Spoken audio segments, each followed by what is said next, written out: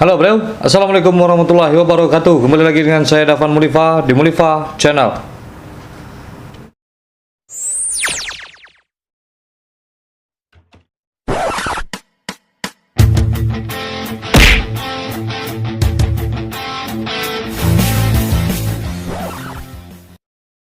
Kali ini saya akan bercerita kembali tentang seorang tokoh yang berasal dari Minang. Tapi kali ini agak berbeda, karena tokoh pahlawan ini disangka orang Sumatera Selatan, padahal dia adalah orang Minang asli.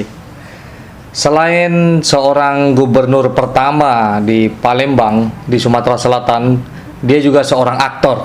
Keren kan? Gubernur militer pada waktu itu. Dan dia juga anggota dari Kongres Pemuda II. Jadi selain aktor, dia juga seorang yang disebut mafioso. Jadi inilah dia seorang yang namanya juga diabadikan sebagai rumah sakit, sebagai nama rumah sakit di Sumatera Selatan. Seorang tokoh ini adalah berasal dari Minang. Sebelum video ini saya lanjutkan, jangan lupa di subscribe, di like, di komen, di share jika video ini bermanfaat buat kita semua. Inilah dia, tokoh dari Minang. Meski lahir di Agam, Sumatera Barat, banyak yang menduga Adnan Kapoegani adalah putra kelahiran Sumatera Selatan. Berikut kisahnya Adnan Kapoegani. Dari sekian banyak tokoh asal Sumatera yang berjasa bagi negeri ini, tersebutlah nama Adnan Kapoegani. Ada juga yang menulisnya Adenan Kapoegani atau disingkat Aka Gani. Aka Gani lahir di Palembayan, Agam, Sumatera Barat pada 16 September 1905. Ayahnya adalah seorang guru. Ia menyelesaikan pendidikan awalnya di Bukit Tinggi pada tahun 1923. Kemudian ia pergi ke Batavia untuk menempuh pendidikan menengah dan mengambil sekolah kedokteran. Dia lulus dari Sekolah Dokter Stovia pada tahun 1926. Sejak remaja, Gani aktif dalam kegiatan politik dan organisasi sosial pada era 1920-an. Ia giat di berbagai organisasi kedaerahan seperti Jong Sumatranen Bon dan Jong Java. Pada tahun 1928, ia terlibat dalam Kongres Pemuda II di Jakarta. Pada tahun 1931, ia bergabung dengan Partindo yang telah memisahkan diri dari Partai Nasional Indonesia atau PNI, tak lama setelah penangkapan Soekarno oleh pemerintah kolonial. Pada tahun 1941, Gani membintangi sebuah film yang berjudul Asmara Muerni dan berpasangan dengan Juwariah. Film ini disutradarai R.D. Arifin. Meskipun sebagian kalangan menganggap keterlibatan Gani dalam film telah menodai gerakan kemerdekaan, ia menganggap perlu untuk meningkatkan kualitas film lokal. Meski mendapat kritikan, film satu-satunya itu sukses secara komersial. Setelah pendudukan Jepang di Indonesia pada tahun 1942, Gani menolak untuk berkolaborasi. Karena itu ia ditangkap pada bulan September 1943 hingga bulan Oktober tahun berikutnya. Setelah proklamasi dan selama masa revolusi fisik, Gani memperoleh kekuasaan politik dengan bertugas di kemiliteran. Pada tahun 1945, ia menjadi komisaris PNI dan residen Sumatera Selatan.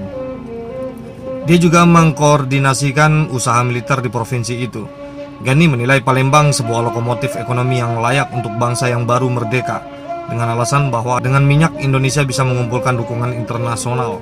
Ia merundingkan penjualan aset-aset pihak asing termasuk perusahaan milik Belanda. Sejak 2 Oktober 1946 hingga 27 Juni 1947, Gani menjabat sebagai Menteri Kemakmuran pada Kabinet Sarir III. Ketika menjabat sebagai Menteri Kemakmuran, ia bersama dengan Sultan Syahrir dan Muhammad Rum menjabat sebagai delegasi Indonesia ke sidang pleno ketiga Perjanjian Linggarjati. Dia juga bekerja untuk membangun jaringan nasional, perbankan, serta beberapa organisasi perdagangan. Setelah jatuhnya Kabinet Syahrir, ia bersama Amir Syarifuddin dan Syajid Sugondo menerima mandat untuk membentuk formatur kabinet baru.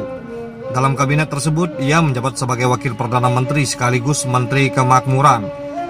Gani adalah anggota kabinet pertama yang ditangkap pada masa agresi militer Belanda I. Namun kemudian ia dibebaskan. Dalam kabinet Amir Syarifuddin II, ia juga duduk pada posisi yang sama hingga kejatuhan kabinet ini pada tanggal 29 Januari 1948.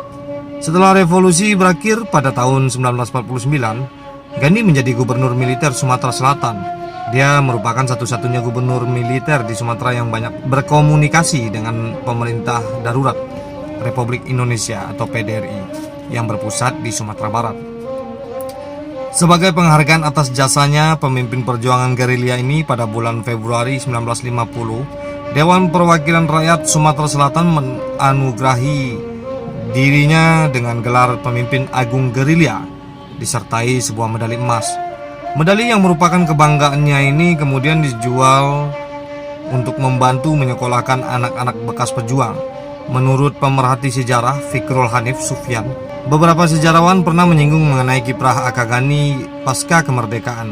Sebut saja Robert Cribb dalam gejolak revolusi di Jakarta 1945 sampai 1949 yang mengungkap sosok Gani sebagai tokoh ekstrovert yang mengisap cerutu besar, mengenakan kopiah kulit rusa dan mencetak sendiri uang peraknya untuk dibagi-bagikan sebagai uang rokok kepada siapapun di hotel atau restoran.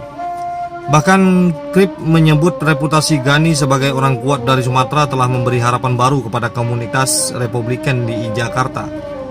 Selain Cribb, menurut Fikrul Hanif, Idrus Nawawi menulis artikel berjudul Gani Manusia Istimewa dalam rubrik Merdeka tanggal 9 Desember 1950. Nawawi menulis pada tahun 50-an, Gani sering diidiomkan smokelar atau penyelundup.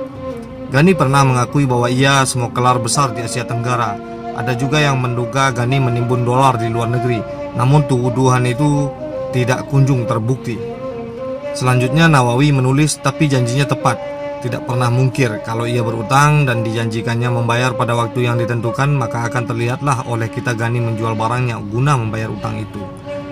Memori berikutnya yang dihadirkan Nawawi, kata Fikrul yang juga dosen STKIP Abdi Pendidikan Payakumbuh, berupa ingatan kolektif orang di daerah Pasemah masih mengenal jalan Gani yang dibuat oleh Gani dari kain belacu. Orang pun heran mendengar jalan yang dibuat dengan kain belacu. Sebenarnya jalan itu awalnya hutan rimba yang kemudian dibuka oleh Gani menjadi jalan. Masa itu ia memerintahkan rakyat bekerja membersihkan, mendatarkan jalan itu, dan tiap-tiap meter yang dikerjakan akan mendapat upah kain belacu. Rakyat pun gembira dan bekerja dengan giat, sehingga terciptalah jalan yang berpuluh kilometer yang kemudian diabadikan menjadi Jalan Gani. Akagani meninggal dunia di Palembang pada tanggal 23 Desember 1968 dan dimakamkan di Taman Makam Pahlawan Kesatria Bukit Siguntang, Palembang. Nama Dr. Adnan Kapau Gani diabadikan menjadi nama sebuah rumah sakit di Palembang, Sumatera Selatan, yaitu Rumah Sakit Dr. Akagani. Pada November 2007, Presiden Susilo Bambang Yudhoyono melalui keputusan Presiden RI nomor 068/TK tahun 2007 memberikan gelar Pahlawan Nasional Indonesia kepada Adnan Kapau Gani, didirikan pada tanggal 28 Agustus 1976.